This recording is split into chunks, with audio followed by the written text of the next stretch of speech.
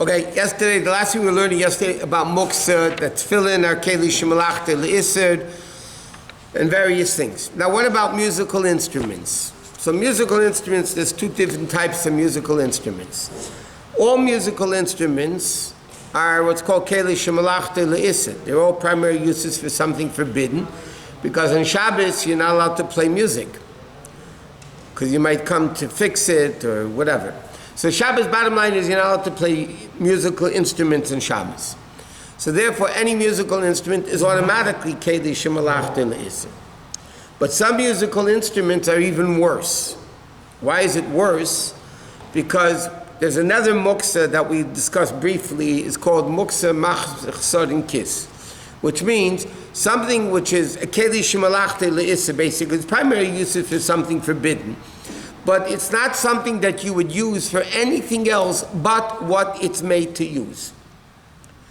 So if we're discussing like a sheichet's knife, nobody's going to cut a piece of cake with a sheichet's knife or a moil's knife.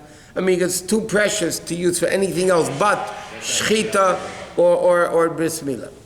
So sometimes a guy has a very expensive violin, or a very expensive guitar, whatever it is, not talking about, what the little kids play, what are they called, recorders, the little kids. That's a keli shemalachta le'isr. Nobody cares about it. So what, $2? It's not a big deal.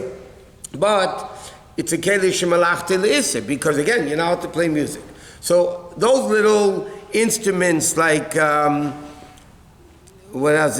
children's drums or kids' toys, they're very cheap. So those are keli shemalachta le'isr. You're allowed to move it. Let's say but if you have an expensive guitar, an expensive violin, expensive accordion, that you're not going to use it for anything else but playing music, so then it's completely muktzeh on Shabbos. You cannot move it for any reason whatsoever. So if somebody left their expensive violin on the dining room table, let's say, and they need the place, you can't move it on Shabbos, because it's a complete level of muktzeh. Huh? No. Shino, what are you going to do? Drop it? We'll get to when we get to moving muktzeh in the various different ways. It depends if it's for the muktzeh itself is one din. If it's not for the muktzeh itself, it's a different din. I understand. We'll get there later when we get into all those details. What? How about like a drum set? Drum set. If you bang your head on it, then it's good. Then it's not muktzeh. What? Doesn't matter. Then the case is muktzeh. Not only that, the case of a violin is also completely muktzeh, even if the violin is not in it, because you're not going to use it for anything else. And people don't do that with the expensive cases. If it's a case like people will put books into, then it's keli shemalachta le'isr. But even like a harmonica or expensive things that people are not going to use, then it's completely muktzeh. What? We'll get into dinim of telling muktzeh. Telling muktzeh to a guy, sometimes it says you could pass, you don't publicize it. It depends what type of muktzeh and what you're moving it for. What? It depends what type of muktzeh it is. Okay, pens, markers, all that we learned already is keli shemalachta le'isr. But for instance, an artist's pen, or a very expensive pen that costs a few $100s, nobody's going to use it for anything but the pen. So then it's again muktzeh machzor and kiss also. So then you can't move it for any reason whatsoever. Now hole punchers, staplers. Now you're not allowed to staple things on Shabbos. That's called sewing. Right? Stapling two pieces of paper together is called sewing. You're sewing the two pieces together. So therefore, a stapler is a keli shemalachta le'isr. You could only move it if you need the place or the thing itself is something permissible. But paper clips are not muktzeh on Shabbos at all, because you're allowed to use paper clips on Shabbos. If you have a few papers, you want to put them together with a paper clip like this, so then you're allowed to do it. You're allowed to do it because you're not doing anything. You're not sewing it. So therefore, a paper clip is completely not muktzeh. Now you have a din of an umbrella. Okay? Now, most Californians don't know what it means when it rains. Especially the last few years, nobody knows what rain is in California. But you're not allowed to use an umbrella on Shabbos, even if you're allowed to carry. The reason why it is forbidden because you're creating a tent. One of the Lamites Melachos is you're not allowed to make a ohel, a tent. So therefore, when you pick up an umbrella, you're actually creating a tent. So therefore, according to most opinions, an umbrella is a keli shemalachte le'isr. Its primary use is something you're not allowed to do on Shabbos.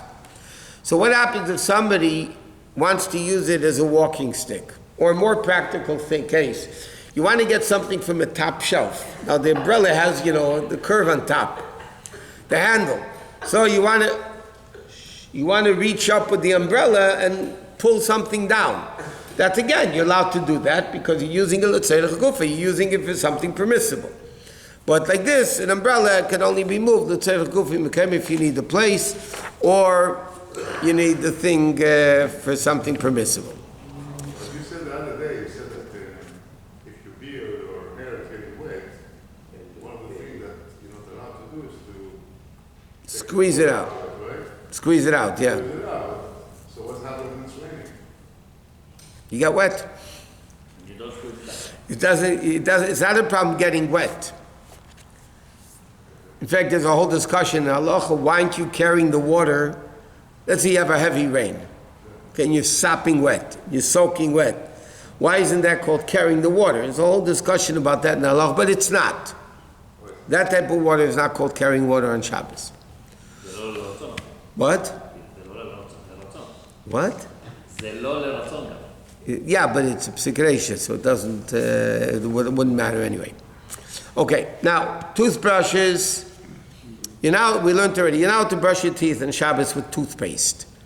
Unless if it's liquid toothpaste or like mouthwash. But even then, the way the poskim write it, you can only use a toothbrush if you have a separate toothbrush for Shabbos and your teeth don't bleed.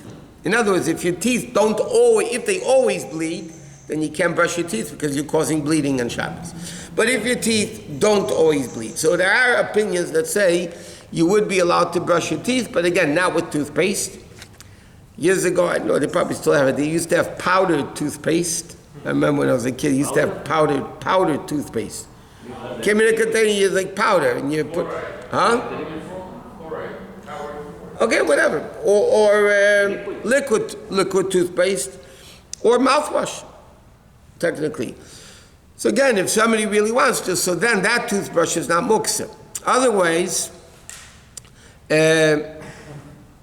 toothpaste and toothbrushes are keli shemalachte le'isr, because normally toothbrushes are made to brush with toothpaste, which is forbidden on Shabbos. So again, if you have a separate thing, then it's not. Electric toothbrush apparently is worse, that's for sure keli shemalachte le'isr. Why you need a separate one for Shabbat? Because the other one, because you always use it with toothpaste, keli shemalachte le'isr. So even though it's gufi, but this is what Ramesh writes, that if you want to use a toothbrush, it has to be a separate toothbrush for Shabbos. And there's no question of because some of those powdered toothpaste are very abrasive. They really scrape away whatever's on your teeth. But you can't scrape a tooth, but you can get stuff off the tooth. Right, yeah. That's not smoothing something. You're just cleaning it. So that's not a problem.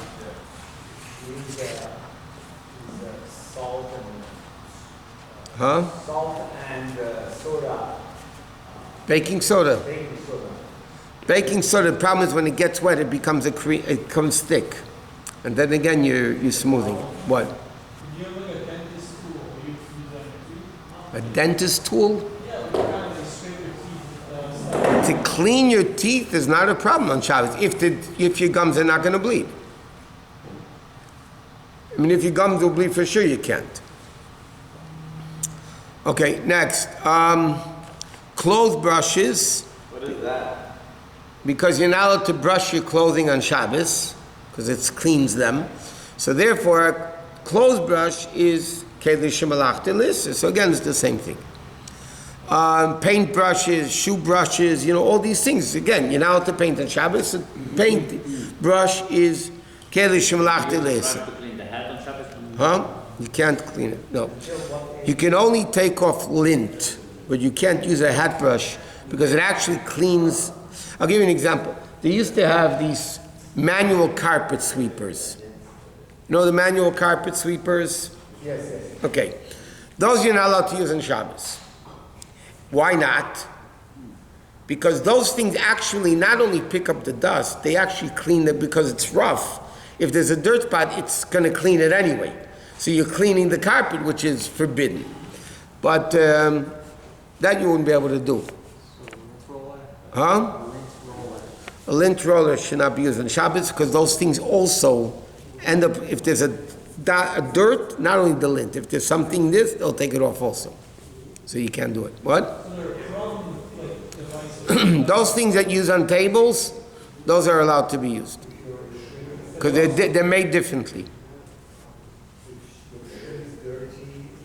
If your shoe is dirty, you can't brush it. You can take not a damp cloth. You can take a dry cloth, but you can only clean off the lint. You can't actually scrub the shoes to make them clean. No, the shining for sure you can't. So just to get, like, if your shoes are muddy, for example, just use like a dry paper towel and get the mud off? Yeah, the only problem you have to be careful with that is that if the dirt hardens and then you take it off, you're actually grinding. That's why if somebody has, let's say, mud stuck at the bottom of the shoe, dried mud, and you see you sometimes go over to a corner, and try to, take it off. On Shabbos, that might be biblically forbidden because you're grinding something that comes from the ground. And that was never ground before. In other words, by grinding, there's a din. There's no grinding after grinding. Like, for instance, if I take a cracker and smash with my fingers, grind it up with my fingers, that's allowed on Shabbos. I am grinding it because the wheat was already ground. So there's no tchina after tchina. But the earth wasn't ground yet. So now it's hard dirt, then then you're actually grinding earth, which is not allowed. But this is still awesome with Rabbanon. Teichen is Yisad Daraisa, and you do it Shin, is only Yisad Rabbanon, but it's still forbidden. If you can't walk with it, it's very hard to walk with it, is that allowed? What do you mean you can't walk with it? Meaning it's coated enough so that the bottom of your shoe is not You change your shoes. Huh? Stuck somewhere you don't have any other shoes? Go barefoot. Okay, we're going to finish here. Machin